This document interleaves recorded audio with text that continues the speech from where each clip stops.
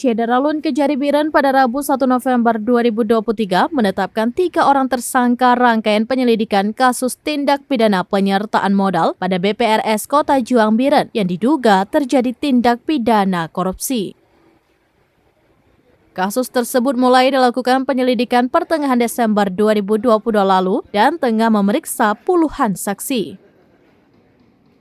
Ketiga tersangka yang pada Rabu 1 November 2023 dipanggil lagi sebagai saksi yaitu ZA, YZ, dan KH untuk dimintai keterangan ulang dalam kasus tersebut. Usai dimintai keterangan ketika saksi langsung ditetapkan sebagai tersangka.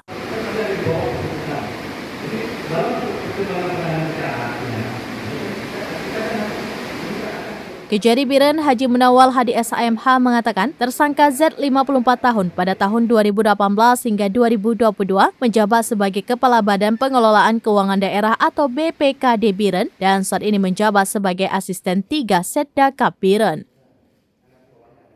Kemudian tersangka U 54 tahun selaku Direktur Utama PT BPRS Kota Juang dan tersangka KH 56 tahun selaku Kepala Bagian Perekonomian dan Sumber Daya Alam Setdakap Biren. Ketiga tersangka tersebut diperlihatkan dalam jumpa pers dengan wartawan Biren pada Rabu 1 November 2023 sore.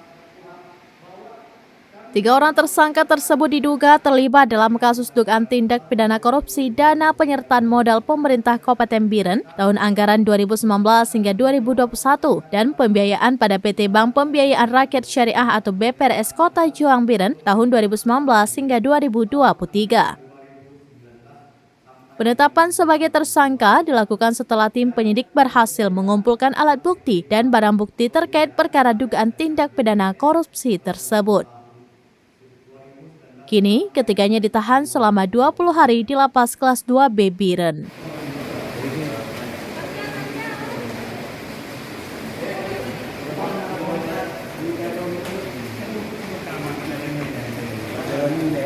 Dari Biren, Yusmandin Idris, Serambines.com. Download Tribun X sekarang, menghadirkan lokal menjadi Indonesia.